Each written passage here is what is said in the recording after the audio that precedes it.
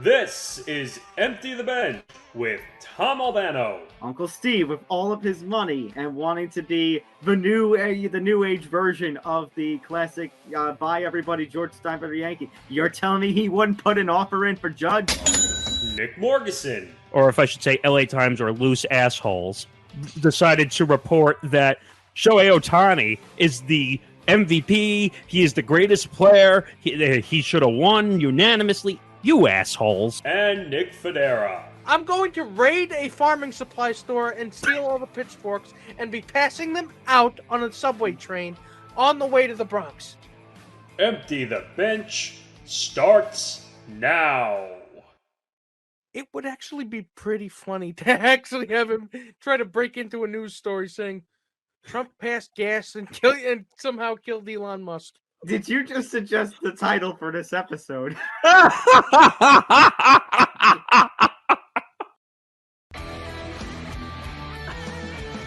Wow. That's all I can say right there. Of course that one was going to make it in. Well, did you really expect that I was going to jump on a non-sports issue in a sports show? I should have. To be honest with you, I should have, because, this is, this is what you do. Welcome to episode 163 of Empty the Bench on the Empty the Bench podcast network. Nick Fodera, Nick Morgasen. No, this isn't Beyond the Bench, I promise you. It's not. Yeah, so Tom couldn't join us this week because he actually lost his voice screaming at Scott Hansen for the RedZone broadcast the other day. So if you felt a mild shaking of your windows, that's where that came from. Make sure you follow us on social media at ETB Sports across Facebook, Twitter, and Instagram. Follow us on the Empty the Bench podcast network at ETB Network, Facebook, Twitter, Instagram, and TikTok. And again, TikTok has caused another stir. I'll get to that later in the show. Who knew that we would grow on TikTok? That's all I'll say. You know what? It's a good thing I didn't bet. It's a good thing I didn't bet. I didn't bet any money on it because I would be poorer right now. No, you'd just be giving it to China instead. Anyway, a lot to get to in today's program. Let's see. NFL RedZone, as Nick referred to in the open, caused some issues for about 95% of the country, would you say? The percent of the country that is not located in suburban Los Angeles. Well, or Indianapolis. Or Indianapolis. So if we're outside those two specific areas, you got screwed. Shit out of luck. So we'll break that whole thing down. Who would have thought that we're going to talk about NFL technically on the field, but off the field? We'll get to all that. Also, Odell Beckham Jr. in the news for multiple reasons. One you do expect and one you don't expect. Also, I got my wish with my Jets quarterback situation. We'll get into all of that nonsense, what's going on in New York Jets football land. Also, Lamar Jackson is apparently homophobic. We'll get into all that and what I did a whole ETB minute on that.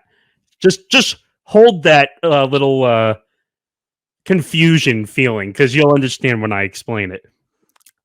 Okay, all right. Also, Matt Rhule has resurfaced as a college football coach. No, it's not hawking corn dogs at the Iowa State Fair, which is what I would have had my money on. But you know what? This is why I'm not a betting man. Well, eventually this show might get sponsored by a gambling company. You might be. That's a scary thought. Also, MLB news in the offseason? I can't believe it. And it's not bullshit rumors, at least this time. Nope. And also, we're back to the rapid rundown after a week off, doing it with Game On, which felt good because we didn't have a 2-hour episode last week. We'll see how long that lasts if we don't do a 2-hour episode. But all right, here we go. We got a lot to get into, so let's get underway. And since you brought it up, we're going to go there. NFL RedZone rules cause millions in the East and Central U.S. to miss conclusion of Raiders-Seahawks overtime game. Now, just to give an explanation to people, because some people don't have RedZone. Some people just watch their local CBS affiliate or their local Fox affiliate, or they watch the game on Monday night on ESPN or Sunday on NBC. So, or you pirated off somebody's cable, or you're stealing internet somehow. There are many different ways to watch the NFL. Is the point? right. So we have RedZone, so we understand this little dilemma. Yes, and let me at least preface this with this statement. RedZone is a phenomenally useful tool. I'm glad it's part of the cable package because you can it's a bird's eye view of literally all the action with none of the commercials. Well, there really isn't much of a downside to having RedZone if you are a football fan or at least enthusiast, or keeping it here. Hold the phone. I just saw some really massive news just come over Twitter. And no, I'm not making it up this time. What? It doesn't have to do with Judge, so calm down. What? It has to do with Don Mattingly. Oh, that he got the job. He got the job with the Blue Jays? He's closing in on a deal with the Blue Jays. Wait a minute. Wait, what just happened? If you can verify that, we'll switch topics. It's from Mark Feinsand. Does it say that it's official? And he also put Joel Sherman was on it.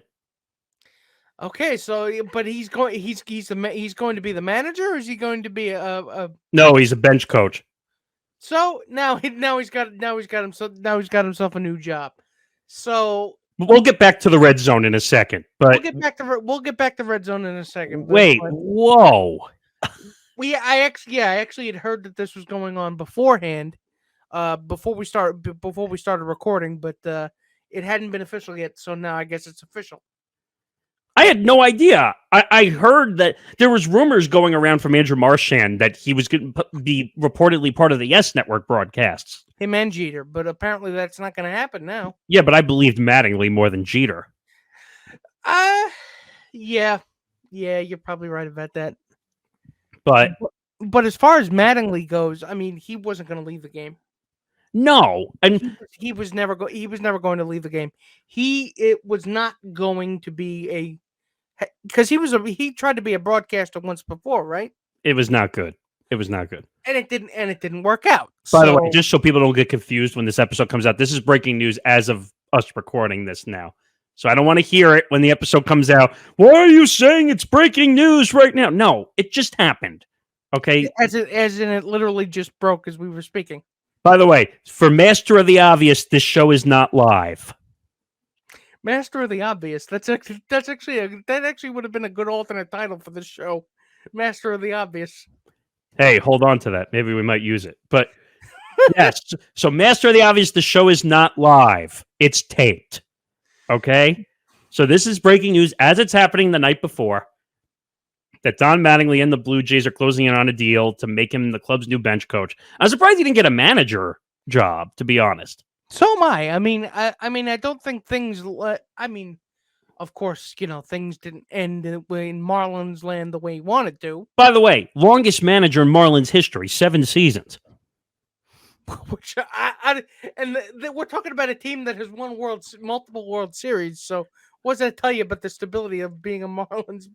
No, but my point is, they screwed him. He took 7 years of his career and spent it in Miami. No, I know they screwed him. I mean, especially since he shepherded them through multiple eras of boom and bust. He's pulling a Atkinson from the Warriors, who almost went to be the Charlotte coach in the NBA. Do you remember that? Yeah, I do. Remember Kenny Atkinson? Yeah. He agreed to the job with Charlotte, and then he realized, oh shit, what am I doing? Warriors bench coach, win lots of titles. Head coaching job in Charlotte, I don't win ever again. I mean, maybe a bench coach position is really something that'll be beneficial for him, because if the Blue Jays underperform, that could turn into a managerial spot really fucking quickly. But they won't confirm if it's a hitting coach, or they won't confirm it. Do they have a hitting coach? I don't even know. Didn't you just say bench coach? Didn't that story say bench coach? Right, but I usually they say what type of position as a bench coach. Bench coach is a position. But I just feel like there's many different roles as a bench coach, though. What do I know? Officially on paper it would be bench coach, but I mean it's a good move for Donnie because honestly, I think he's got too much baseball experience and too much to give the game that he doesn't want to leave. By the way, he's not ready to just. I mean, look at what happened with Joe Girardi. I mean, he didn't want to. Joe Girardi was declining. Yankees, and he left, or the Yankees let him go, and he could have coasted for the next decade on a cushy color commentator gig with Fox or MLB Network. He was doing that. He was doing that for a while, but you know what? He was with Yes. I know, but the siren call of baseball was just too much for his ears. Of course, it didn't actually work out for Joe in the end because they ended up going to the World Series without him. I mean, wait, you said the sirens were calling?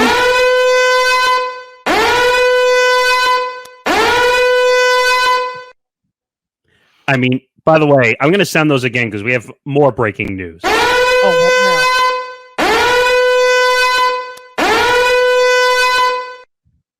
So the NFL has officially flexed the game. Just found out from Ian Rappaport. Okay, we're gonna have to change the. Oh, son of a bitch! After I set up all the lines. Are we gonna have to change it? I don't know. Well, I'll tell you in a second. The NFL has flexed Dolphins Chargers in Week 14 to Sunday Night Football. Oh, Week 14. Okay, so we're not there yet. But we're not there yet. But you know what? While we're on the subject of NFL, let's get back into. Oh man. Yeah, let's get back into the Red Zone take. All right, the breaking news is over. Back to the Red Zone. So, anyone who watches Red Zone, like the two of us, like Tom, we all have Red Zone. So we understand this dilemma as NFL fans. Some people who are cheap, and sorry, I hate to break it to you, but you're cheap if you're not willing to spend on a streaming platform to watch. I mean, cable is kind of expensive, of course. Having all the streaming services bundled together is also fucking expensive. But again, they don't tell you that. Or you could do the shitty thing and have YouTube TV. Yeah, but nobody actually wants that. I mean, the only difference is, like, I think you can create the Cuisinart of cable packages. No one. It's like when you get a wedding gift and they give you a frying pan. Wait a minute, that's a traditional gift, though. A traditional gift, but that's basically code for I don't want to spend the money, so here. Or is that like on Father's Day when your small kid gives you a tie? Yeah, it's regifting pairs of socks or underwear without washing them first. Oh. So the Raiders Seahawks game was a pretty good game. It was an overtime game. It was a pretty damn good game, and it was. Now, I just want to preface one thing. We don't have a crystal ball. We didn't know this was going to be an overtime game. Let's preface that first, okay? None of us picked the Raiders. But let's preface that we can't predict the future of an overtime game. Oh, yeah, if we did, we wouldn't be doing this. We would be filthy stinking rich. We'd be a much larger network with a lot of sponsors and sitting on a beach playing Mario Kart, as you suggest. I'd actually have that golden toilet, but still. Wow, I haven't heard that one in a while. We go into overtime, and Red Zone cuts away. Well, wait. Okay, you're jumping ahead a little bit. So, there are rules with Red Zone, okay? And not the shitty one, not the shitty Red Zone on, what's the other channel that Red Zone is on, the other version? What do you mean? The one with Andrew, what's his name? Or who's the other one that does the other Red Zone? There's two Red Zone programs, remember? There's one on DirecTV. Yeah, on DirecTV. Oh, Sunday Ticket? No, I thought there was technically two NFL Red Zones. One on. I have no idea what it's called. I haven't had DirecTV in 15 years. So there is technically two different ones, and both of the hosts do shows on NFL Network. So the way the rules work, because apparently there's a labyrinthine. Right. So when there's one game left, they have to go off the air. That's it. They're not allowed to show one game. That's the rules. They don't make them up for the heck of it. It's the NFL's rules. And when the NFL makes rules, what happens? They follow those rules because again, the league knows what's best. Roger knows best, doesn't he? which, by the way, that's ironic. He actually doesn't know what the fuck he's doing and never has. That'd be a good banner, by the way. Anyway, What, but Roger knows best? And I would write irony in parentheses.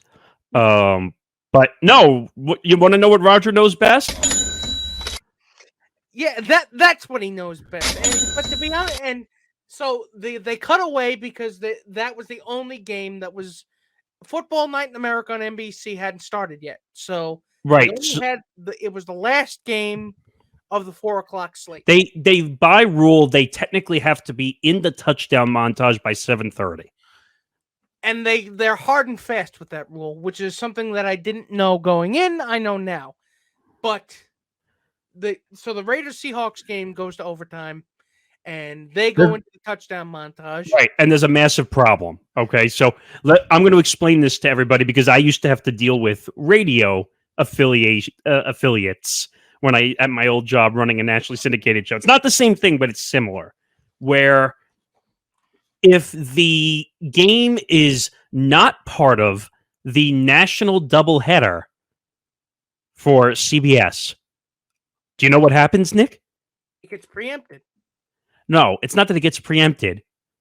It stays in the two locations where the game is only. And it gets blacked out everywhere, which is everywhere else, which is essentially everyone else saw 60 minutes. Everyone else got to see 60 minutes. So, ladies and gentlemen, and what you missed was an 85-yard touchdown run by Josh Jacobs to get the Raiders the win in overtime and not upset the Seahawks. Thrilling ending, right? Thrilling ending. Hey, NFL, I hear something in the distance. Congratulations, Dick Weeds. You didn't get a chance to see a conclusion to a really exciting game because the NFL has decided to nickel and dime you again. Well, it's not for nickel and diming. Let me explain. So, like I started to say, and this has apparently almost happened a couple times, where, like I said, if the game is not part of the national doubleheader, it's only on in the two locations where the teams are playing. So it only was shown in Indianapolis and Vegas. That was it. Okay, so part of it is the NFL's fault because one, they're not prepared for a situation like that. Of course not. So what do you do? So that you screwed everybody out of a football game. And Scott Hansen, he didn't say he didn't clam up, which he could have done. Well, he said something stupid in my opinion, though.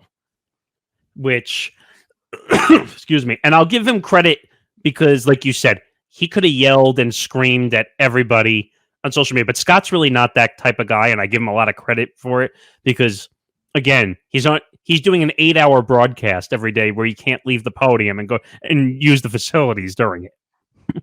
Okay, so he's essentially soft shoe dancing in front of the camera for about 8 hours. Right. So he puts out a tweet and he puts out a few. He does one of those Twitter threads where you write a bunch of tweets under it.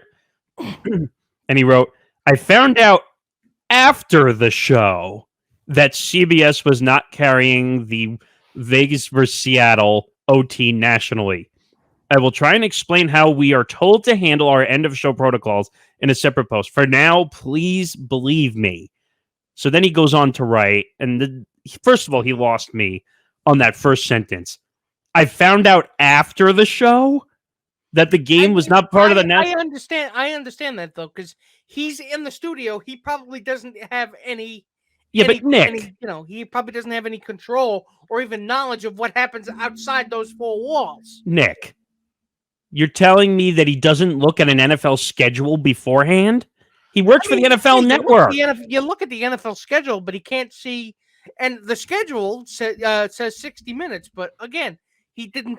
You didn't think the game was going to go into overtime, and B, you don't think that.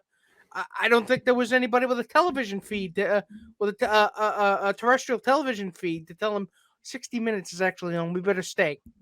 But first of all, they're not allowed to.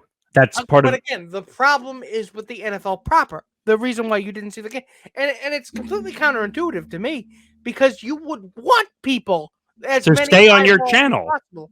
You want people to watch stay on that your game. channel. And by the way, I'm not buying that whole excuse that they didn't know until after the show. They're the freaking NFL, for crying out loud. You're telling me they didn't know their own schedule? You're going to tell me that there's nobody up in the league offices in New York saying, "Hey, this is pretty interesting. Do you think we could preempt 60 Minutes?" No. Podcast? Time out. That's not what I'm saying.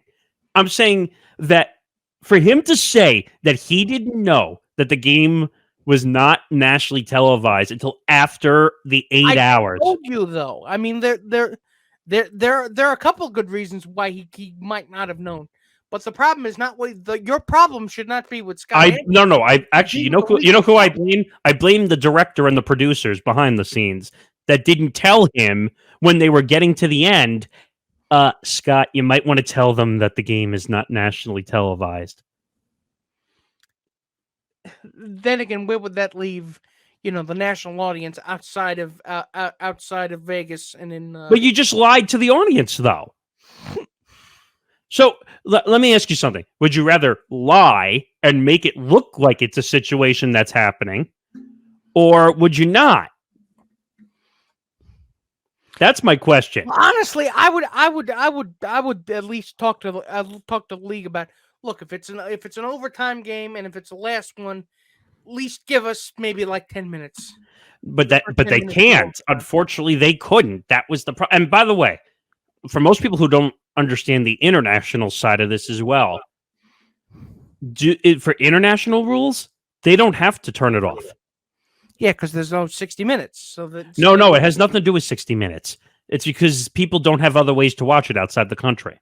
So they have a specific they keep NFL RedZone on for the international audience, but not the local audience in the United States. Again, it's a problem with the way the league schedules their game and what they and how they prioritize. But again, you couldn't have known that was going to be the last game. There was no way. There was no way to know that this was going to be the last game, right? There's no crystal ball. No, I understand that, but you know what? When you know you've got something here, the league should be the one telling them, communicating in real time to him, saying, "Scott, we're sticking with overtime." Well, part of it is they have to be careful because they can't breach the NBC exclusive window either. I thought the exclusive window starts at 8:00. But apparently they have to be done by 7:30. With the montage leads up to 8:00, technically, because they do all the conclusion and the huge touchdown montage, which takes a good 10 to 15 minutes by itself. And that, first of all, who gives a fuck about a touchdown montage? Do you? No. So, I mean, if it's a good touchdown, I'll watch the instant replay on YouTube later. I mean, how about take that extra 10 to 15 minutes, and if there's a game going into overtime... 15 minutes, and you know what? Don't burden your editors with that shit. Like, if there's a great game going on, screw the montage. Show me 10 or 15 minutes of the game. Even if it doesn't finish, at least I saw 10 to 15 minutes more of the game. That's what I don't understand. It made no sense. And the last thing I'll say about this is in the second tweet from Scott Hansen, where he writes, however, I am an employee, not the boss. I have orders just like many of you do at your jobs. Excuse me? Wait a minute. Wait. Well, of course he's an employee. What do you think? He's the emperor of RedZone? No, but I'm just saying that he's just a host. I'm sorry, but he's not exactly the button pushing monkey, but he's like. But he kind of threw gasoline on the fire a little bit there. Again, that's your problem is with the league, not with Scott Hansen. No. But I'm saying is the league. Your problem is with CBS. No, but I don't like the fact that he had to say, "I'm not an employee, not the boss." Again, people on Twitter saying, "Make it make them go back to the game." Scott, he's like, "What can I do?" No, that I agree with. Yeah, they just pay me to sit here. No, that I agree with. In front of the podium for 8 hours. But I'm saying is, if he just left out that last line where he says, "I'm not, I'm an employee, not the boss. I have orders, just like many of you." He's not. So No, but that goes back. Wait a minute. That goes back to my theory of if the boss told you to jump off a bridge, would you do it? Considering it, like I told you before, considering it's the NFL, they would probably kick him off that bridge. Or I'll give you another one that's more dangerous. The respect that they have for their employees. Well, agreed. But if they said to jump into a shark-infested ocean, would they do it? I wouldn't. I know you wouldn't. I wouldn't either. But you know what? It's the NFL. It's a different world. The outsized influence they have on what the programming is and what it's going to be up to the fucking second. All right, we're spending way too much time on this. Let's move on. But the point is, it was kind of damned if you do, damned if you don't, if you think about it. Yeah. All right. So from NFL Red Zone chaos to a two-part chaos with Odell Beckham. So this weird story breaks that Odell Beckham Jr. was escorted off a plane in Miami after not doing anything illegal, first of all, was sleeping on an airplane. So this seems like the kind of story we would feature on Beyond the Bench, and normally it would be. The sports story, though. No, normally it would be, but considering that Odell Beckham is being courted by no less than 3 separate NFL teams, maybe even 4, this merits a mention on Empty the Bench. So what happened was he was headed from LAX to Miami or Miami to LAX? He was going from Miami to LAX, I think, because he lives in Los Angeles. So they were doing pre-flight. Security measures. Fasten your seatbelts, make sure that the trays and the pointing to the exits and all that shit. And Odell didn't do it because apparently he was asleep. Well, the plane hadn't taken off yet. They were doing They were doing all the pre-nonsense pre-flight checks. So, like, they were checking to make sure people had seatbelts on. Yeah, like I just said. So, and apparently they were trying to wake him up, apparently. And he was drifting in and out of consciousness? So, right, or so they were afraid that it was going to be a kind of medical emergency? Right, so they called terminal... security. No, emergency. They called hospital, they called everything, essentially. And he refused to get off the plane. I shouldn't say refused, but like he wouldn't get off of the flight attendants. But when the police came on, he walked off. So he didn't do anything. Walked off and went back to the terminal, I think. And of course, everyone with a cell phone camera had to get involved. Have we gotten a statement from Odell and his representatives as of this recording? His lawyer, and I can't find the story at the moment. I did the whole minute on it. The lawyer said that the flight attendant, it was an overzealous flight attendant. That's what I quoted in the minute. I mean, I would really hope that it wasn't that he was actually having a medical emergency or he was drunk. He wasn't, because he walked off the plane once they took him off. Whether he was drunk or really tired, I mean, I honestly, it's a bad look for him, but it shouldn't be a bad look for him. It's going to cost him. It ultimately would be a bullshit story, but because he's in this position as it is right now, where you've got, like I said, 3, maybe 4 teams courting him, again, everything is going to be magnified. But as this story broke, you did see a lot of NFL pundits, because this broke on Thanksgiving. You did see a lot of NFL pundits say that this wasn't going to affect the trade market for him, or the Odell Beckham sweepstakes in any event. And until we see evidence to the contrary, I'm going to assume that that's the case. I think his market is affected now because of this. Not saying... I don't know. You know what? I honestly don't know. I honestly don't think so. I think part of his reputation, which from being in a Giants uniform... Reputation meaning... was not great. The reputation, meaning the fact that he did the dog peeing bit and he kicked the kicker's net. Not just that, wasn't he part of the boat thing also? The boat thing, but you can blame a lot of people on that. Oh no, he's not the only one I'm blaming for that, by the way. But I'm just saying it doesn't look good. I think Odell's reputation, when compared to a lot of other wide receivers, especially, all you have to do is look at Brown, Antonio, and I think it's a little overblown just how much of a head case or a problem he is, because he is outspoken. Because he's an outspoken, quote unquote, loudmouth receiver.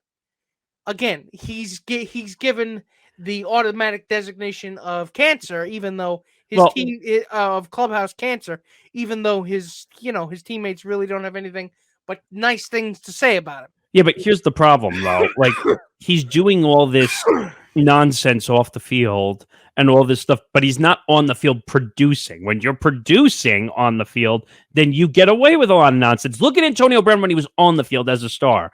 No one batted an eye when he did all his... in retrospect, they should have batted an eye. No, I'm agreeing with you. I'm just saying that when Antonio Brown was a star with the Steelers and really was carrying them, no one gave a shit. Once he sucked and he was declining and everything happened, all his antics were covered by the media. Now, you said there was a two-part. When there's a second part to this, right? Well, and for some reason it's not here, but I can say it because it has to do with this. So he's being courted by the teams you were talking about. So the Giants, the Bills, I think, were another team. I don't remember who the third team was. I think it was the Cowboys. The Cowboys.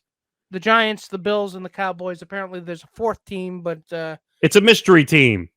Apparently, there's a mystery team, but again, we haven't heard anything about it. It reminds me of a bad version of Family Guy.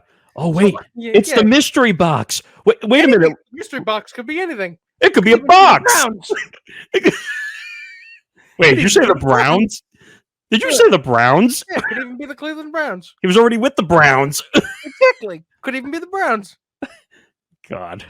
But still, I mean, all the teams that we just listed are desperate for receiver help. I mean, the Cowboys less so because they're ahead of the Giants in the NFC East. And someone tell Jerry don't have receivers except for Darius Slayton. Can someone tell Jerry to shut the fuck up? Again, Jerry is going to run his mouth because if he's not saying "How about them Cowboys," he's going to be saying stupid shit. How about them Cowboys? Jerry should have had a worse week than you thought because you got a photo of him. God damn it! During the University of Texas integration, he was there at the protests. So really, how about them Cowboys? How about them Cowboys? I want Odell Beckham Jr. I'm going to win the Super Bowl. God, where's Tom when you need him? I mean, when you haven't won jack shit since 1995. I mean, when you haven't been relevant since the fucking Clinton administration. Oh, Jesus. These are things that you tend to do in order to attract attention. He's like a firefly. Annoying but bright colors, and he kind of confuses people. Wait, to like general aura. You mean he kind of looks like a bug? So he kind of looks like a firefly. Oh, I thought you were going to say like it's all the bells and whistles, but it's really not that impressive. Yeah. Why do you think there's a giant bug zapper outside of Cowboys Jerry World? I see you, Zap. God, I didn't think that would get used for anything else. But the Giants don't have receiver help. You and your blank checks. They need it. They need it desperately. And I'm not gonna lie, I've been caping pretty hard for them to get. Yeah. For Odell Beckham to come on home where he belongs. Yeah, you and your blank checks. Do you really want me to bring the show to a screeching halt so I can explain that? Well, I'll do something first.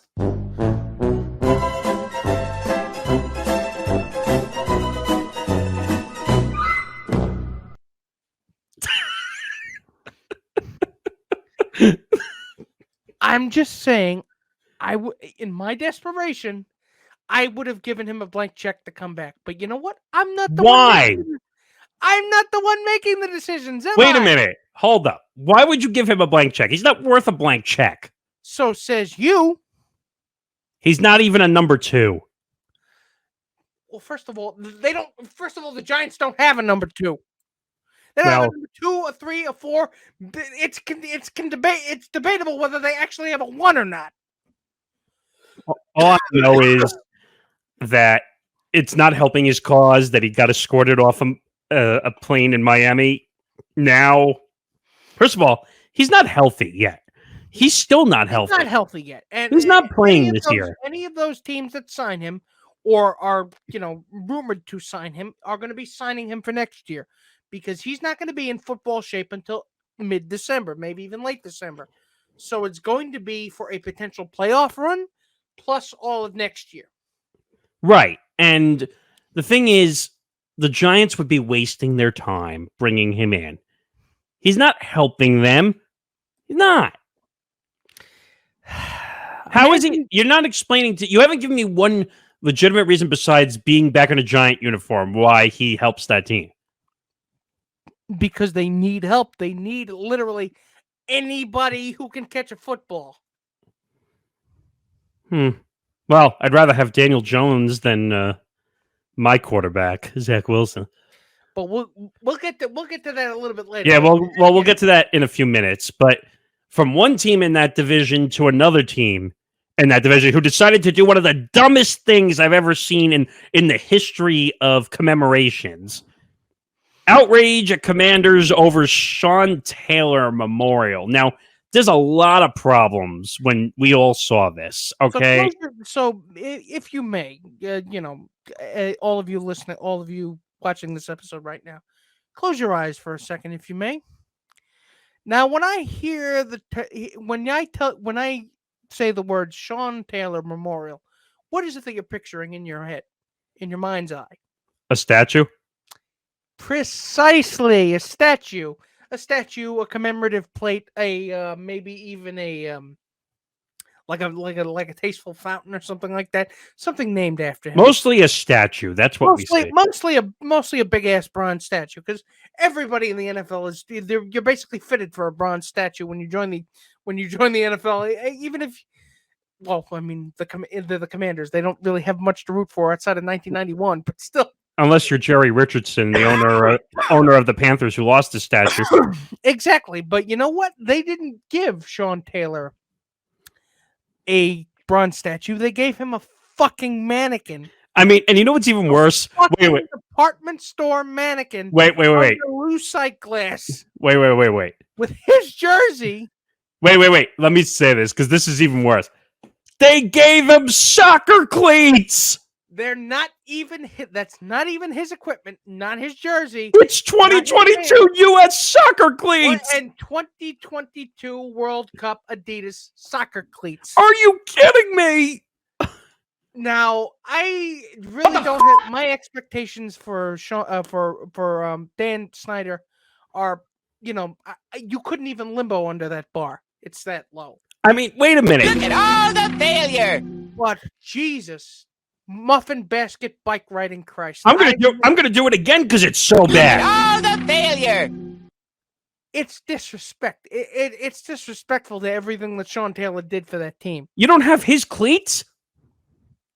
You don't have his cleats. You don't have his jersey. You don't have any of his equipment. You barely even have. How about his picture? Maybe a statement from the family. Maybe a picture. Maybe a tasteful picture. Anything to pay respect to what the man did and sacrificed his body and maybe even his life. I mean, I'm sorry, but Dan Snyder. Oh, brother, this guy stinks! And I'm sorry that this is getting me that mad if you're a Commanders fan, but if you're a Commanders fan, why in God's name would you be defending Dan Snyder? Wait a minute. There is no defense for Daniel Snyder at this point. Zero. Zilch. Nada. Nothing. You can't. You literally can't anymore. By the way, if I catch anybody defending Daniel Snyder, you're dead to us. I'm just saying that now. Honestly, I mean, the man's pretty much public enemy number one in the NFL at this point. And this is just, I mean, I don't know how many more nails you can put in this coffin before you actually put it in the ground, but the man can't sell this fucking franchise fast enough. Well, look, guys, I reportedly put the team up for sale. I hired a bank. Look, I am selling. Come on, I changed the name. Isn't that enough? Well, he didn't change it. He was forced to change I had it. to be dragged kicking and screaming to change the name, but I changed it. Yeah, because God forbid I offend people with an Indian-sounding name for my football team. I mean, Oh, God. so he hates, so he's racist. He's, I don't know. What else do you want to say? Greedy, soulless, amoral. Greedy, hates women. Greedy, soulless, amoral, misogynist. Take your pick. I mean, this is not a list you want to be on. Let's put it that way. Yeah, this is of a list of things to. If a list of things to aspire to be, this is not a list you should be on. I mean, at this point, Daniel Snyder should be on the FBI's most wanted. You know what? If there's a lesson you can take from this segment and take it to heart, I beg you take it to heart. Parents, don't let your children grow up to be Dan Snyders. Yeah, I don't know what to say here. It's bad. It's unfortunate the way this goes, and Sean Taylor could have handled so much better. This definitely could have been handled so much better, but you know what? It's the NFL. It's Dan Snyder. It's stupid to expect anything less. But more controversy now in the NFL. I'll save the Jets talk for a second, but you made a face when I brought this story up. Lamar Jackson snaps at fan on social media who says Ravens should let him walk. Now, did you see this or no? I did not. So after they lost to the Jaguars on a 2-point conversion, which the Ravens defense should be ashamed of themselves for letting that happen. Well, by the way, give credit to oh my God, why do I always forget his name? Trevor Lawrence. I don't know why I keep forgetting his name, but Trevor Lawrence for making that incredible drive and that incredible catch off that touchdown pass. Yes, it was very impressive, but the Ravens defense should not have let it get to that point. Well, the Ravens have kind of been up and down all year. But you know what? Yeah, keep explaining because I didn't see this. So here's the dangerous part, and I did this in the ETB minute the other day, where what happens when athletes are angry after a game? They refuse to speak to the media. Well, okay, let's try something else. What happens when they have social media open and they're angry after a game? They vent on social media. Okay. So I guess Lamar was checking the Twitter mentions, maybe? Or checking his own mentions. And it's someone decided to say, and I have to find the exact thing because I don't want to misquote it, but he basically went after him saying that he's not worth $250 million or whatever. And it got really heated. And it was to a point where, oh, here it is. I just found it. He basically told somebody to suck a bag of dicks. Okay, so I really don't disagree with him being. I mean, that's what happened on Sunday was entirely not his fault. I mean, I really can't blame him there. But, dude, please don't get it. You are a quarterback in the NFL, a damn good quarterback in the NFL. Don't be arguing with Twitter with Twitter trolls, dude. No, but seriously, this is not. But this is not the first time Lamar's gotten in trouble for Twitter. But again, please grow some thicker skin, Lamar. Seriously. I mean, the guy's an asshole, but you know what? It's just some asshole on Twitter. What is that saying? Well, or I could change it. One asshole doesn't make a move make, or whatever you used to say. Yeah, one asshole does not a movement make. It's just a guy. It's just some dickhead with an opinion and a Twitter account. Again, we're all assholes that have opinions in Twitter account. That's why we're still on this fucking platform. Believe me. But you need to be able to get some thicker skin, dude. Seriously. And I know it's not his fault. I know it, but... Well, technically it's his fault for writing the homophobic... But, telling him to suck a bag of dicks. I mean, how else did you think that was going to be construed? I mean, and also Tom says this all the time. He's a public figure. You should not be able to rile him up that easily. No, but I'm saying he's a public figure. He needs to watch what he tweets, as you would say. Just watch what you tweet. But again, do not feed the trolls. Do not feed them. They are assholes, so you can say out loud to yourself, suck a bag of dicks, or go fuck yourself. But don't say it on Twitter. Or fuck right off into the sun, or fuck off, and then when you get back here, fuck off again. Or you can go fuck yourself, and when you get back here, do it again. Or as you would say, go fuck off somewhere nice. Go fuck off somewhere nice, or eat shit, or Are you done? You can tell them to do a whole bunch of things, but don't put it on Twitter. I don't know really what to say here, but so I love how the ESPN story says Jackson's tweet was deleted after 3.5 hours. Like that made it go away. Like no one took pictures of it. No one took screenshots of it. The internet is forever, my man. So good, you deleted it. Big deal. It's still out there. Again, it is way, way too easily to get that man riled up, and he should not be riled up. And I love how John Harbaugh, the head coach of the Ravens, basically came out and said, this is not his normal character. Well, oops. And it's not. And I mean, it shouldn't be. And believe me, there's a conversation to be had about the scrutiny that black quarterbacks get versus the scrutiny that is not afforded to white quarterbacks. Okay, and Wilson, Zach, but still. And I don't disagree with you, but you still can't say go suck a bag of dicks. Again, you still can't do that. It's not fair that you can't do that. But again, this is the situation that we find ourselves in. First of all, I would have said this for a white quarterback, a black quarterback, an orange quarterback. I don't care who it is. It's wrong regardless. You can't say it. You can't. Especially with some of the sexual abuse scandals that are going on in the NFL. You can't say it. Doing nothing to solve. You can't say it. You need to use your brain a little bit better than that. Don't feed the trolls. Like, tell me what the end game is by feeding a troll? Shutting them up, but just shutting them up. Because what do you think they're going to do? He was venting. No, but what do you think they're going to do? They're going to take a picture of it and say, oh my God, I got Lamar Jackson to respond to me. And look what they're going to do. Look what they're going to do. Now you've got all this attention on yourself. ESPN did a whole write-up on it. Not that they have anything else better to do, but you could say, it was in the heat of the moment. I wasn't thinking. And believe me, because I get it.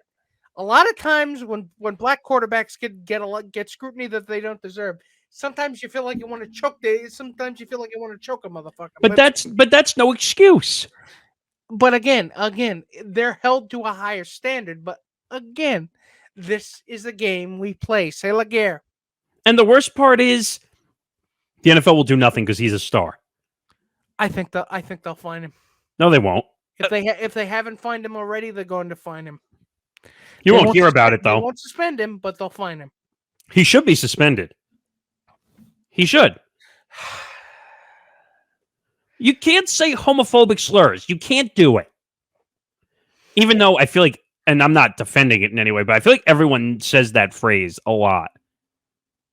Yeah, they do. They do. So in his defense, he's going to say, well, everyone says that as a joke. Doesn't make it right. First of all, I don't see that as a joke or funny whatsoever.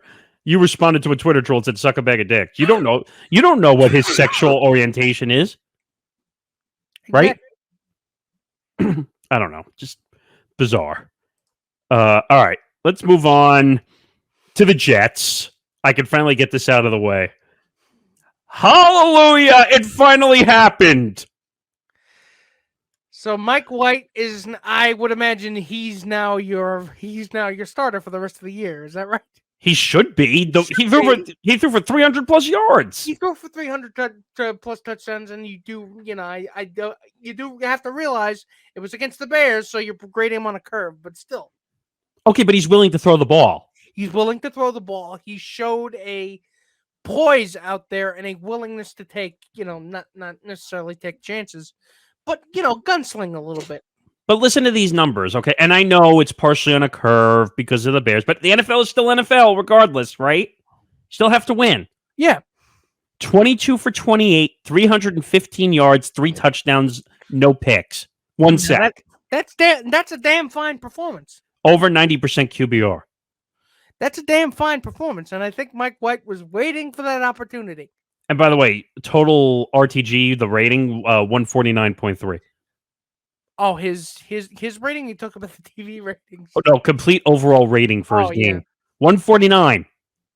Which has Zach Wilson been that high all season? I don't think Zach Wilson has combined for 149 in all the games he's played. I have no idea. That's why I'm asking. My point is, 22 for 28 in an NFL game, throwing over 300 yards. It's I don't damn care. fine. I don't care who it is. That's hard. So you know what? Now you've solved your quarterback problem, but now what have you backed into? The quarterback controversy. I'm okay with it. My goodness, Zach Wilson is not going to be happy about this. Well, you know what? You know what else it's caused?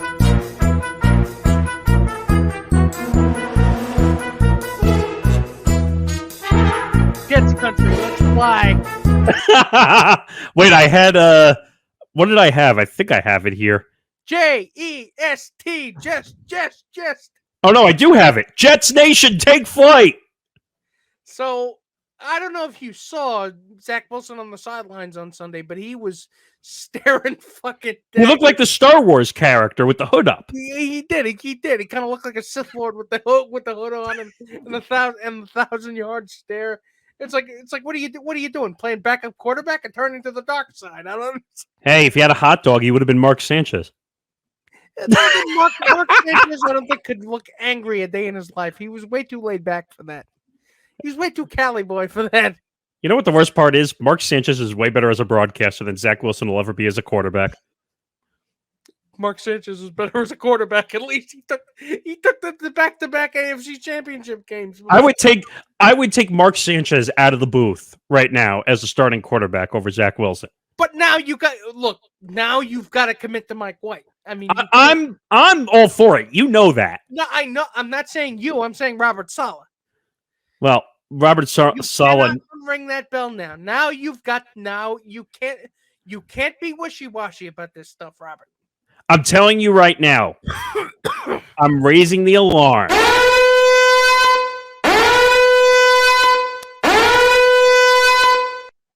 Robert Saleh, I'm sounding the alarms. That means you start Mike White for the rest of the season. I don't want to hear it. Why do I get the feeling that he's not going to commit to it? If I find out... And that's going to piss off Zach Wilson even further. Well, guess what? According to reports, Saleh hasn't named a starting quarterback for next week yet. Which, again... Are you shitting me? Indecisiveness, waffling back and forth. It's like... The guy threw for 315 yards! And I understand that, but you're first of all, you're pissing off Zach Wilson to the fact that he's probably going to ask for a trade. Good. Let him be traded. He doesn't. He's going to be into the category of I don't fit in New York. I mean, where'd he go? He went to freaking BYU. I'm just saying. I mean, if you want to keep winning, you want to keep winning games, don't you, Robert? So ride the hot hand. First of all, I don't think Mike White is judgment on Zach Wilson because maybe he's just having a down season. But I'm telling you, ride the hot hand. By the way, I don't think Mike White is a slouch by any means. I think he's not just like a scrappy backup quarterback that comes in just to fill in. He can throw the football. Even though the Jets referred to him as budget Jimmy Garoppolo, which I don't even know if that's kind of that seems kind of like an insult to him. I was going to say because I think Mike White threw for more yards than Jimmy Garoppolo did. Yeah, it's kind of like a backhanded compliment, but it's not a backhanded compliment. It's called irony because he threw for more yards. But again, this is right. Again, there's no ifs, ands, or buts about it. You got to name him. Oh no, there are buts. You're going to kick Zach Wilson's butt out of the Jets universe. Well, it's the Jets. I mean, they can never get away. They can never get away from butts, fumble or otherwise. That was good. I don't know. I would not start him the rest of the year. And I swear to God, if you start him in the playoffs, you're going to hear loud screams from me. You're going to let Mike White do all the work, get them to the playoffs. You're going to put Zach Wilson back in. That is going to make the game that's 3 days before Christmas a lot of fun. Oh, don't even. Wish you a Merry Christmas. We brought you some Jets. No, you just want to put a lump of coal in my stocking. That's not coal. Ew. Ew. Oh, that is completely disgusting. Moving on. Oh, God. Clear that thought from my head. Well, speaking of shit, Matt Rhule hired by Nebraska on a 8-year deal. Now, what's so funny about this? Matt Rhule could have sat at home doing nothing on his Panthers contract, I think for the next 5 years, if he really wanted to. And he was hot shit. He was the wave of the future. Not anymore.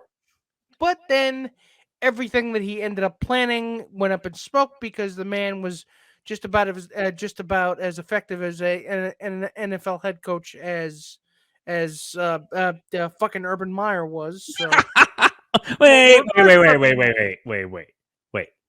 It's not fair to really compare people to Urban Meyer. Urban Meyer kind of did a bad thing also. He did. He absolutely did. So I wouldn't compare. It's hard to compare to Urban Meyer. But in addition to all the personal shit and the abuse he doled out, he also sucked at his job. Actually, didn't Urban Meyer kick his field goal kicker? Yeah, he kicked him. Literally kicked him. Yeah. You suck. Kick him. And with all the verbal and physical abuse, he also sucked at his job. But Matt Rhule is now hired by Nebraska. Now, did they? It's the largest severance package of all time. It's an 8-year deal, but how much? I'm trying to find that number. I don't know if they put it out there. I'm trying to see if I can find it. Yeah, it's probably like $100 million or something. Well, he did go back to Nebraska, which is one of the higher money schools, I think. Oh, I found it. Wow. 8 years, $74 million. I mean, it's actually pretty simple math when you think about it. Should we build more dorms for students or more classrooms? Fuck no. Let's get some NFL retreads in here. So he was 11 and 20. Let's hire Joe Judge to coach our hockey team. Let's get Pat Shermer up in this motherfucker. Let's get Eric Mangini to run track and field. Let's retreads. See what we tread. Everybody, if you were somebody but you're not anymore, come on down. Come on down. It's Retread Fest at Nebraska University. Because it don't matter what you were now, it's what you was then. Wait a minute, it's the swap and shop of former NFL coaches. It's a flea market sale. I mean, you get it for 10 cents on the dollar. Well, technically not, because listen to this. Plus a half-complete set of bowling pins. So, hey, score. You get the rotten, spoiled meat that was left over, too. Oh, God. But I was going to say, so his record with the Panthers was 11 and 27. And guess what? When he left, $40 million was left guaranteed to Matt Rhule. And who's coaching the Panthers right now? I'm blanking on his name. It was the assistant coach. I can't remember who. So No, not Dan Campbell. No, that's the Lions, isn't it? But so he's got $40 million guaranteed left with the Panthers, and he's now got $74 million from Nebraska. That is failing upwards if I ever saw it. As Hank and Dichter from Game On said, what an amazing severance package. Nearly $120 million worth of severance money.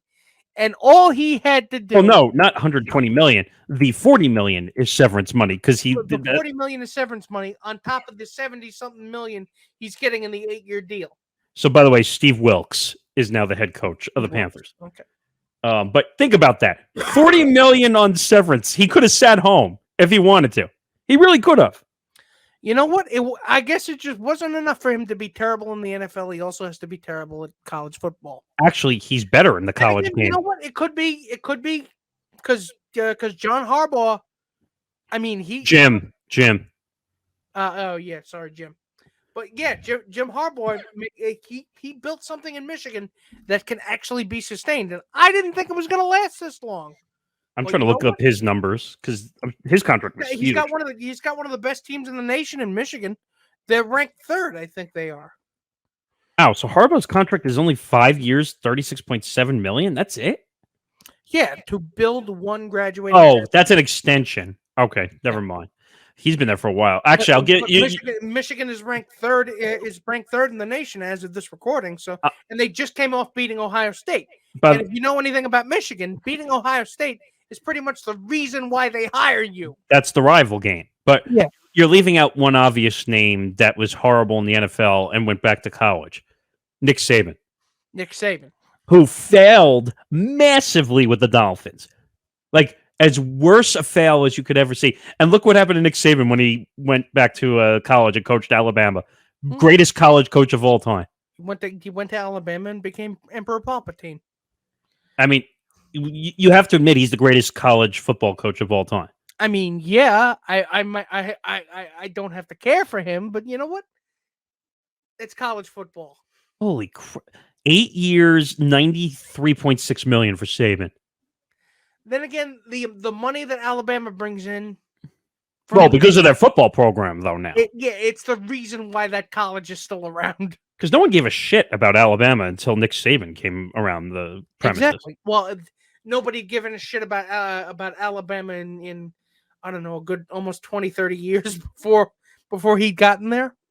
Wait a minute. Alabama was a storied football program. Wait a minute. I didn't know this existed. So if he were to be bought out, apparently he would get his base salary plus a talent fee. What's a talent fee? You're good, so you're okay, so here's a couple bucks. So I love how these agents make up new fees so that they could get more money on top of it. Yeah, it's crazy. The taxes fee, the finder's fee, the standing fee. Wait, what is that from? That's from a show. What the hell was that from? All right, that was the best. Yeah. There's so many fees. The fee. Oh, you can't make this shit up. All right. Guess what, Nick? We have baseball news. Do we? Yes, we do. It's not exactly the best news, but Bryce Harper to undergo Tommy John surgery, expected to return approximately the All-Star break of 2023, and it's not on here as a DH. He would return. So this was pretty much a foregone conclusion once they found out that his elbow was pretty much fucked, but he was still able to bat pretty effectively in the postseason, I think. I mean, he DH'd. In fact, if it was not for him having the monster postseason that he did have, the Phillies don't win the division and they don't play in the World Series. But again, this is not an altogether unexpected outcome. Right. I mean, he just looked hurt. I mean, he had an unfortunate injury early in the season where he got hit in the hand. Yeah. And like the worst possible part, like the bone part of the hand, he got hit. Ugh. Like of all places, that's the place you can't get hit. And does that mean that the Phillies are going to be more active in the free agent market? Are they going to be talking to? I mean, it's kind of hard with cats out there. God knows. It's kind of hard with his large contract on the books already. I mean, not in terms of moving him, but you know. No. I just meant in general with all that money they have on the books. They just re-signed old grandpa GM Nebraska to a 3-year contract. How does that man still have a job? He just took the Phillies to the World Series, so I'd say he pretty much vouched for himself. Oh, wait, so the Phillies actually take care of their GM, unlike the Astros. Oh, God, please don't mention the Astros. By the way, did you see the deal they made? That banner's not here, but Jose Abreu signed a 3-year deal. Yeah, I saw him. I didn't see the money, though, did you? No. Was it public? Because I'm trying to find... I don't think it was public because it's not official yet. Oh, I thought it was. I'm looking it up. Oh, yeah, here it is. Worth around $60 million. damn it. Wait a minute. 35 years old, he's getting $20 million a year? Plus, he's a strikeout machine. So what does that tell you? God, I'm afraid. When that Bryce Harper contract came out, when Scott Boras managed to get him that monstrosity of a contract, and he strikes out as much as he does, you think the Phillies were like, ah! I mean, again, the postseason he had was, I think that pretty much made up for it in the minds of a lot of Phillies fans. Okay, but no, they're going to be mad because they didn't get a World Series. Well, if they can get a World Series, they will be. I mean, I guess that's how the whole A-Rod debacle with the Yankees was, right? They got one World Series. They got one World Series, and now all is forgiven. You know what's sad, though? You know what's sad, though, now? In a 10-year contract for a player, if you get one World Series, that's considered a success. It is a success. That's ridiculous. What are you talking about? The name of the game is win World Series. You no, but I'm saying World Series or success. No, I'm saying in a one player's 10-year contract that you got one World Series. Okay. That's not great. I'm okay with that. I mean, I guess it's easier to win titles in the NBA than it is to win in the MLB. Yeah, you can't just LeBron your way to titles and then just hook onto somebody and say, I'm going to ride them all the way to the finals. Unless you're the Dodgers, who are trying they're damn well trying to do that. I mean, look, they're talking about Aaron Judge, for crying out loud. Don't remind me. No, first of all, he shouldn't go to the Dodgers because that's going to fuck up Mookie Betts and everything that goes on over there. Because they would have to put him back at second base. It's a disaster. I wouldn't. The only team you're going to have to worry about is the Giants. Cross your fingers. Cross your fingers. He comes on home. Because you know the Giants are going to give him the extra year. We already know that. I know. I please don't want to talk about this anymore. No, but the one thing, but wait a minute. The one thing I do agree with you on is who cares if you get 9 years if you're in San Francisco and you're not going to be competitive every year. These are the things that he's going to have to weigh, but you know what? I hope he makes the right decision and comes on home where he belongs. You know what no one else is talking about, though? That it's still a risk to sign him at all at 31. They need to sign him. They do need to sign him, but I feel like the Giants have done this before. Do you remember the Barry Zito deal? And how did that work? Not great, but they stole him from Oakland. Barry Bonds, too. What, from Pittsburgh to San Francisco, right? Yep. There's so many of those deals. Albert Pujols. Nick, you're depressing me. Please stop. Oh, stop it. Do you want me? Please don't make me break out the old Mr. Met chestnut again. Please don't let me. I'm not insulting you. I don't want to do it. But I'm not insulting you. But I'm just saying I need to put this conversation I need to put this conversation to bed for my own sanity. Please don't do it. All right. Well, then we'll move on and recap week 12. So let's recap. This was an interesting week in the NFL. A lot of interesting outcomes. I did a minute on the Thanksgiving slate of games, and none of the of which there were the Vikings and the Patriots, and there was the Cowboys and the Giants, and the Bills and the Lions. And none of the outcomes were a surprise. Well, the Buffalo one was a little bit of a surprise. The Buffalo one was a little bit of a surprise, even though, I mean, the Lions should have won. Detroit played hard. The Lions should have won. Dan Campbell, I think, is building something there. Yeah, but he's a little over aggressive at times. He's a little over aggressive, but I think that he can. They're building something worthwhile. That whether it turns out to be something or just another Calvin Johnson shaped mirage is just, you know. By the way, Amon Ross St. Brown is amazing.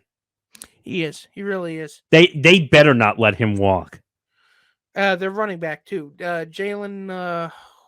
The rookie that they just, or the one they just drafted. You mean? Yeah. I know who you're talking about. Jameson, whatever his name is. I'm trying to look it up, but he's been amazing. He got hurt for a few weeks. Oh my God, who the hell is it? This is bad that I can't. Oh, what? It's not Jamal Williams, is it? Yeah. Okay. Yeah, Jamal Williams, who they brought in, has been really good. But still, none of those games were a surprise. But we already went through the Mike White experience. So Well, I'll tell you one game that is a problem right off the bat.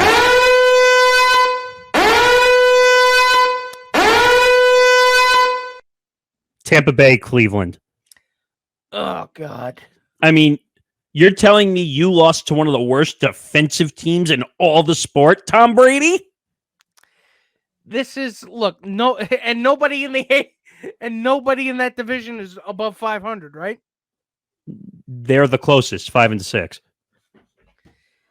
So they might still win the division. Actually, no. Wait a minute. It would be because this is week. We're recapping week 12. So hold on, I got to look at the standings. But they are. Oh no, I was right because they had an off week, so they are 5-6. 5-6. And they may still win the division. That's a fucked up part about it. They are going to win the division because if you look at the rest of the teams in the division, the only one that's going to give them a fight is Atlanta with Marcus Mariota. The Panthers are a shit show.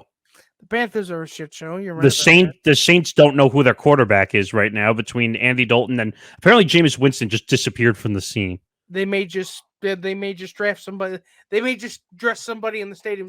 Does anybody in the Superdome know how to throw a football? Well, why don't they just use what's his name? The one they signed to that weird contract. Taysom Hill? Yeah. Let him have the quarterback opportunity for a change. I guess they like using him for trick plays. What could I say? I mean, the 20 million to 90 million sliding scale was definitely a trick, all right. Yeah. You can't make this one up. I mean, some of the other games from week 12, I guess Tom was right. Respect the Bengals. Yeah, I mean, the Bengals the Bengals can still play.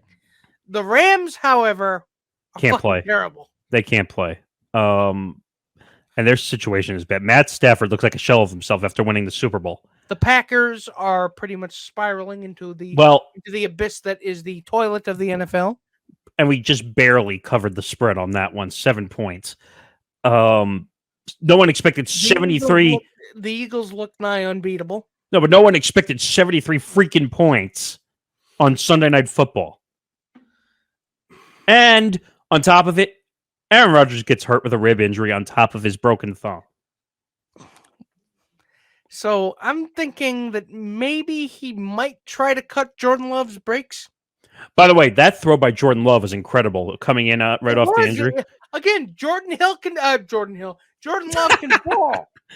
By the way, what is that in the distance? I'm hearing it. RELAX.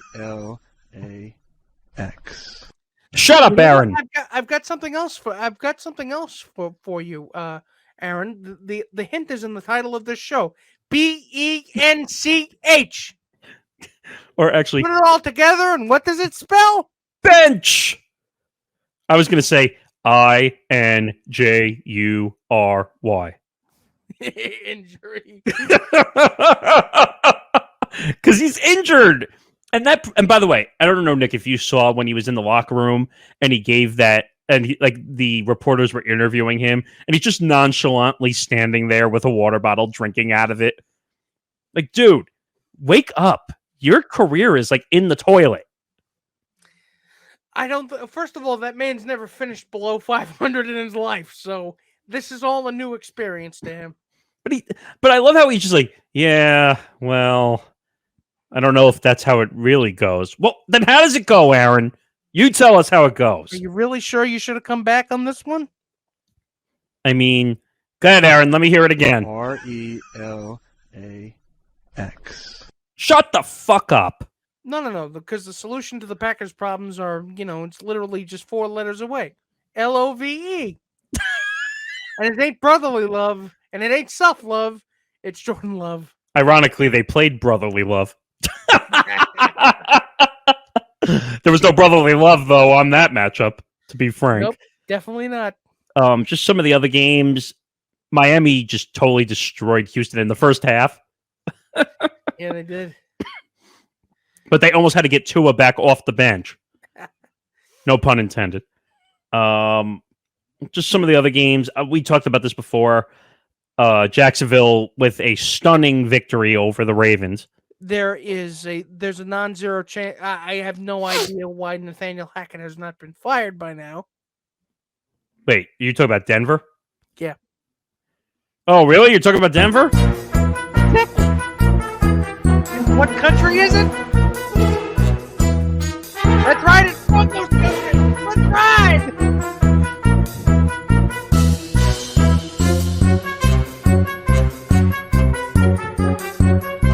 I mean, I feel so weird doing that considering Tom's not here. Oh, it's Broncos country. Let's ride. So, oh god. But yeah, so how is he not fired? I don't know. Also, another weird. This season literally could not have gone worse for the Broncos. I mean, You had such high expectations. You had such high hopes. I mean, when you have a hack running your organization. Exactly. Sorry, I know that pun's getting old by now, but when you're a hack, you're a hack. It's the best way I could describe it. Also, Kyler Murray is still winless since the Call of Duty release. Kyler of duty. Well, he's taking a lot of duty, if you know what I mean. Let's see. Oh, the Chiefs at the Rams. Yeah, the Chiefs completely destroyed and covered, right? Or no? Yeah, they did. Yeah, they did. Oh, yeah, and then no one gave a shit about Monday Night Football. Steelers, Colts. Did anyone really care? Not really. Nah, not really. So, I'm sure Big Jeff Saturday enthusiast. did you see that he needed a clock management person now? Yep. I mean, my Of course, God. he's never coached football above high school level. Of course. I don't know, but somehow Pittsburgh won when Pittsburgh's not really winning anything with Kenny Pickett at the moment. All right, let's move on to this week. NFL injury list. Big name at the top, Cooper Kupp. And that is going to be a devastating loss for the Rams. Allen Robinson is out as well, and so is Wan'Dale Robinson. The Giants. Yep. So therefore, the Giants receiving core is Darius Slayton and two paper clips that are jerry-rigged together, held together with a little bit of chewing gum. God, who knew? So that's the massive injury. Cooper Kupp, by the way, is probably out for the rest of the season, to be honest. All right. Bye weeks for week bye teams for week 13. Excuse me. You got the Cardinals and you got the Panthers, so it's a short list for a bye week this week. So we've got close to a full schedule. So basically, after week 14, I think it's everybody plays after week 14. I think that's the last bye week. So let's get into it. So we've made it, and this is tough because now I have to flip between two things here. But it's time for the rapid rundown.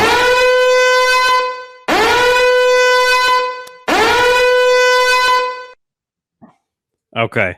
So, right off the bat, and we'll have to get Tom's picks afterwards. You will see them at some point. Yeah, we'll post them up on social media once he gives them to us. But leading off for week 13 predictions. Thursday Night Football. Bills at the Patriots on Amazon Prime. Bills are a 4.5-point favorite. So the Bills haven't impressed me much at all this season. But the Patriots then are not the Patriots now, not the Patriots of then. So I'm gonna go ahead and take the money. By the way, this is actually a good matchup for Amazon for a change. Yeah, it is. Surprisingly, Amazon's gotten shit all year. You didn't just automatically go to the Broncos? Oh well, that's Sunday Night Football. Shit. Well, no, not this week. I'm saying they're usually Sunday Night Football. Yeah. And actually, the game that got flexed that I told you about earlier, they were the ones that got flexed out of Sunday Night Football in Week 14. And believe it or not, Mahomes got screwed because they were playing the Broncos. Oh God! But the Patriots have played better. Bill seems to somehow down the stretch get that team to play decent, and I'm kind of scared lately the way the Bills have been playing. Josh Allen looks very lost out there right now. Would you agree? Yeah, and Von Miller's hurt, so what can you do? I don't know if that's not a massive injury. I mean, it hurts, but yeah, I'm going to take the money. And we keep saying this, but somehow we'll get screwed by the Patriots. But take the money. All right, moving on to our favorite person. Oh, as I'm clicking the wrong thing. Packers at the Bears. The Packers are a 4-point favorite. Lions and Tigers and Rodgers. Oh my! RELAX. Well, here's the thing that may be a complete surprise to you, Aaron. I'm picking the Bears. I mean, believe it or not, we're on the same page on this one here. I mean, the Packers can't beat anybody. The Packers have no defense. Well, and they keep their wide receivers are dropping like flies. So, I'm picking the Bears. I'm going upset city. I mean, years ago, we both would have been laughed out of the room if we picked the Bears. How times have changed. How the turns have tabled. So yeah, you and I are both on the upset city train there. All right, moving on. Game that's really has of no interest to the playoff race, really. Steelers at the Falcons. Steelers are a 1-point favorite. So I'm probably this is probably off the strength of of their performance on Sunday or on Monday, but yeah, I'm gonna take the money on this one. Oh God, I wasn't paying attention. Oh, where's my money? There we go. Yeah, this is wow. You took the Steelers. You're taking the Steelers to cover? Yep. Interesting. I don't know. Mariota has surprised us all this year. Would you agree? Yes, he is. Like we all thought he was a dumpster fire quarterback. He's turned out to be something. I don't know if it's a good quarter, but I'm not saying good. I'm saying serviceable. Good quarterback, not a great quarterback, but serviceable. It's serviceable. Yeah. Like he could probably, if someone was looking for a starting quarterback, he would be serviceable. I just don't like the Steelers. I don't like the Steelers, so I'm actually going to go upset city and take the Falcons. Fair enough. All right. Moving on. Oh boy. Jets at the Vikings. The Vikings are a 3-point favorite. And as much as I would like to keep experiencing the Mike White experience, I am not going to disappoint my father, and I'm going to take the money. God, this is a lot closer now. See what you will do. This is a lot closer now with Mike White actually hopefully starting. I mean, that's part of the problem with picking the games so early in the week. Freak. You know what? If Mike White start, I don't know. This is going to be a challenge for the Vikings offense. This Jet defense. Would you agree? Yes, but I think they can overcome it. It wouldn't surprise me if it ends up being an upset. Believe me, it wouldn't.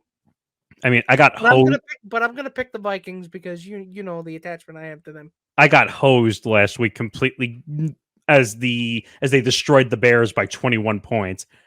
Let's see. I'm not going to do that again this week. Upset City, take the Jets. Ooh. So I'm not going to get hosed again by the Jets. Rocking down the highway to Upset City. Okay. All right. Now from an interesting game to a game that no one cares about. The Jaguars at the Lions. Somehow the Jaguars are a 1.5-point favorite. It's pretty much a pick'em game. So yeah, take the money. Really? Yeah. Why? It's pretty much a pick'em game. God, you're going to take the Jaguars on the road. Because the line is that small. Jaguars are a shitty team. Like they got lucky that they beat the Ravens on a 2-point conversion this past week. I must be on the upset city train this week. Lions, upset city. Okay. I just don't like the Jaguars. All right. Another interesting game.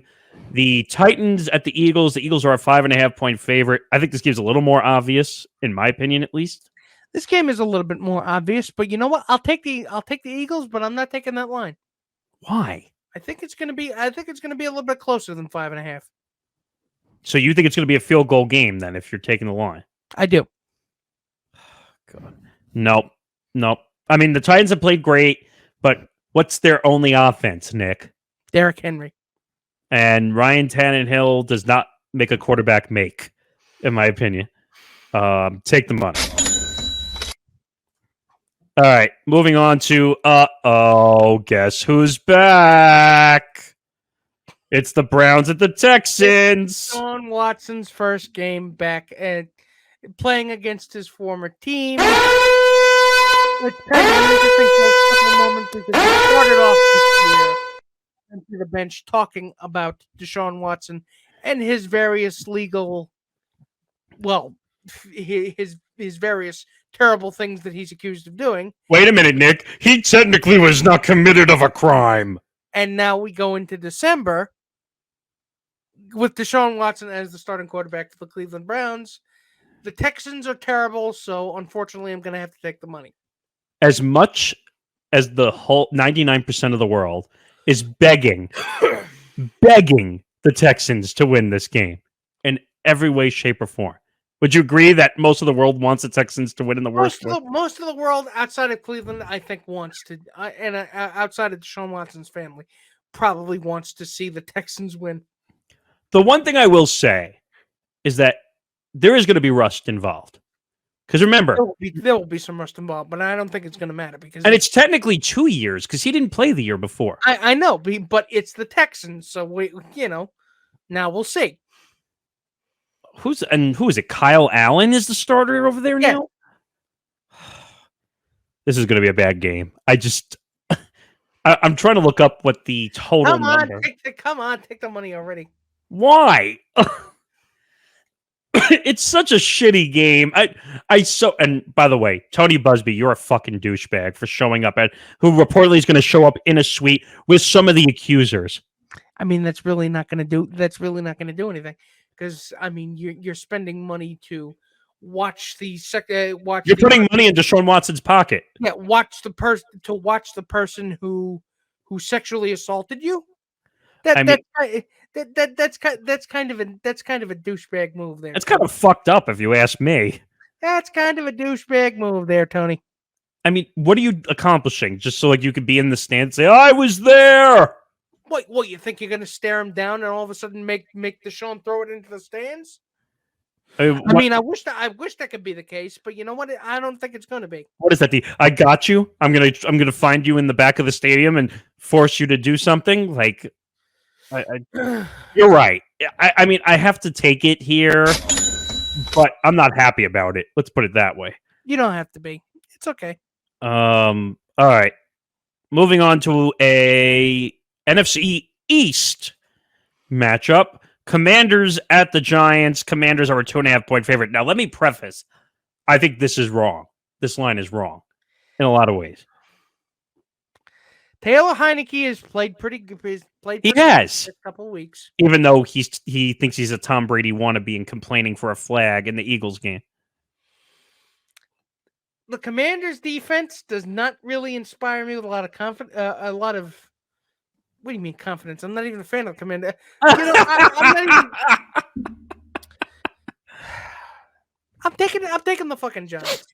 Oh, I mean, I'm kind of leaning that way too. The Commanders are like a bad stock. Like they go up and down, and you never know what you're going to get. You better win this game, Danny. Well, here's the deal: if you lose this game, your division chances are over. Well, your division chances are already over. Now you got to see if you can keep those playoff hopes. Well, this is the start of 4 straight weeks of rivalry matchups, essentially. So now you got to play. Danny, please win this game. Just be careful because, again, the Lions was a trap game. They lost that one. Danny, please win this game, Danny. I'm with you. I'm taking the upset here just because I don't trust the Commanders, and you never know who's going to quarterback the team. Like you said, it could be someone out of the stands putting on a jersey and throwing a football. So, yeah, I'm going to take the upset with you. All right. You know what time it is, right? It's that time. It's that time, everybody, for that matchup. If I could find where my music is. Oh, my God. I misplaced the music. There we go. It's time to ride across the street, and the Ravens are coming down to try and maybe put Nathaniel Hackett out of a job. Because if he loses this game, I'm pretty sure he's not going to be employed by season's end. The Ravens are a tougher matchup. Ravens are definitely a tougher matchup. And you know what? This is going to be my lock for the week. Oh, shit. I haven't been paying attention to locks. Oops. I don't know. I have to look at the rest of the games. While I'm looking at the rest of the games, oops. I wouldn't be surprised if Hackett lost this game, to be honest. Would you? No, not at all. I mean, I don't even know what games we have left after this. But I'm going to take them to cover. Yeah, I'm going to take them to cover. I'm not going to lock them because you never know with the Broncos. Somehow they'll Broncos country, let's ride, and somehow they'll win. Let's ride straight into the sun. But I'm going to take the money there. All right, moving on here. Dolphins at the Niners. The Niners are a 4-point favorite. This is a good matchup. This is probably the best matchup of the week. It's probably the game of the week. This game should be in prime time. This game should be in prime time because you've got CMC and you've got Jimmy Garoppolo and you've got that Niners defense, which pretty much scares the piss out of me this week. So against Jalen Waddle and Tua Tagovailoa and the Dolphins. This one we actually have to take a minute to think about because this one is like this one. I think the defense is going to win it because I think the 49ers can lock them down. So you know what? I'm going to take the money. Like you said, when you have guys like Cheetah, you're playing at home, and your defense is pretty much stacked. So you know what? Here's the test: lock these guys down. I like the Dolphins. And Tua's been great ever since whatever McDaniel shook him up. Sorry for that, considering he just had a concussion. Yeah, don't say that. I didn't mean it that way, but I'm saying like whatever he talked him into doing strategy-wise, it's worked. McDaniel deserves some work. He's done very well, but again, let's see. He deserves some consideration for Coach of the Year too. Even though I think, and Dabble does also. I forgot to mention that earlier. Yeah, Dave definitely does. But when I look at this matchup, one, I like the way CMC's been playing. He's been playing really well, yeah. Playing really good football. But do I like porn star Jimmy? I mean, he hasn't been great. He really hasn't. Look, I gave you my pick, so I know. I'm just walking it all through. The Niners defense is definitely better. They are definitely better. It's going to be a close one, but I think the Niners will pull it out because I just think CMC is the better. I think that they have the better running back matchup over Wilson with CMC. They definitely do. So I'm going to take them up. All right, moving on. This game's kind of insane. No one cares, but Seahawks 7.5-point favorite at the Rams. I don't think the home field advantage is going to matter. I think the Seahawks are going to win because the Rams have just been dog shit recently. So I'm going to take the money. Yeah, I mean, I think it was a fluke last week. The Seattle game that no one saw. Was that the game no one saw the end of? The game that the precious few saw. I mean, if no one saw it, did it really happen? It's like a Zen riddle. It's like a forbidden object. It's like the Ark of the Covenant. Avert your eyes! Yeah, the Rams are a dumpster fire, and all their injuries. Allen Robinson's hurt. Cooper Kupp is hurt. Van Jefferson is the number one wide receiver. Oi. Take the money. All right, moving on. Another weird matchup. Chargers are a 2-point favorite at the Raiders. Despite what happened last week, I think the Chargers are still the better team. Well, of course they're the better team. You really going to take Derek Carr and Devontae Adams at this point? I'm going to go ahead. I'm just saying, I'm going to go ahead and take the money. Yeah, the Raiders have been a dumpster fire, and I think, oh my God, why am I forgetting the Raiders head coach? What's the Raiders head coach? Rich Bisaccia? No, the guy from the Patriots that they got. Oh, Mike McDaniel? Oh, no. Oh, God. Come on, Google, foo, help me. Oh, Josh McDaniels. Josh McDaniels. Okay. I think the offensive genius is going to get fired at the end of this season. Could be. Could very well be. Yeah, take them up. All right. Moving on to And this is a game I was looking at. The Chiefs are a 2.5-point favorite at the Bengals. I am going to. I think it's going to be a game of defense. The Chiefs are 9-2, aren't they? The Chiefs are 9-2. Mahomes looks like an MVP. Honestly, right now. I think Mahomes is slinging it too well for this to be in upset territory. So I'm going to have to take the money. And you know what? This is going to be my lock right here. This is your lock? Okay. Yeah, I'm taking the money on the favor. Mahomes looks way too good right now. Even though the Bengals got Jamar Chase back, you still have to acclimate back onto the field. He still has to get used to being back. So, yeah, that's my lock. All right. Now we have the 2 primetime games. Sunday Night Football, the Colts at the Cowboys. Largest spread of the week. Cowboys are 11-point favorite. It's like, why wouldn't you take the money? I mean, come the fuck on. Wow. Usually you're not as confident on double-digit spreads. Double-digit spread. I'll take it. Interesting. It's the Colts, dude. Come on. I mean, the Jeff Saturday experience. They came out and said that technically he's not the head coach? I'm surprised you had wait, what?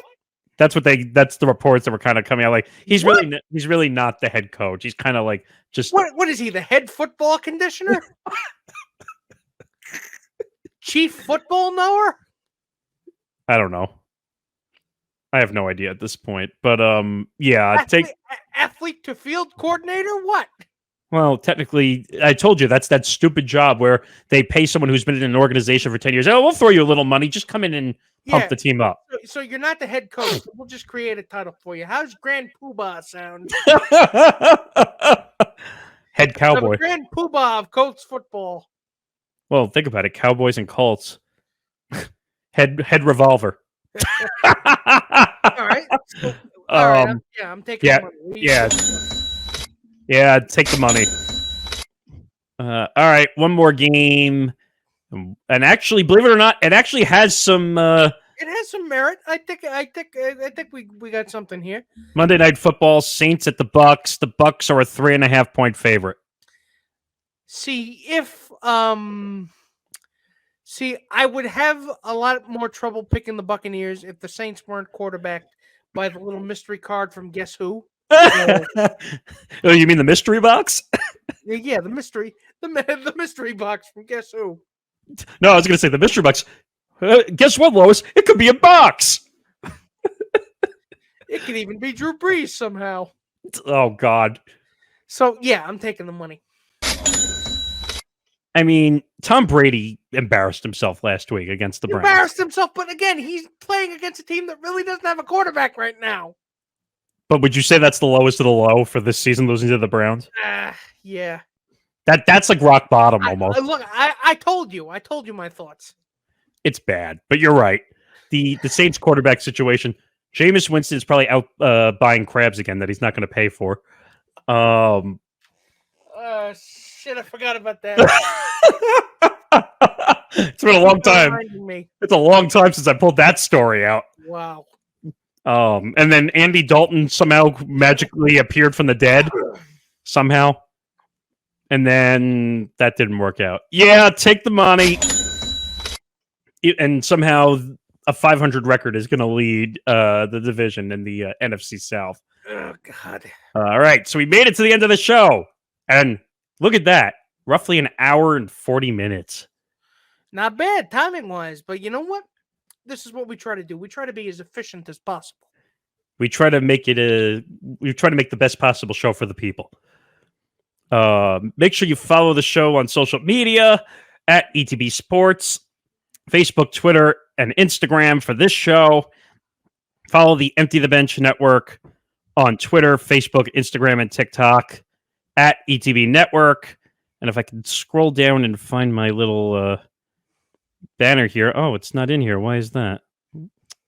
Okay. YouTube.com/ETB Network for our podcast network.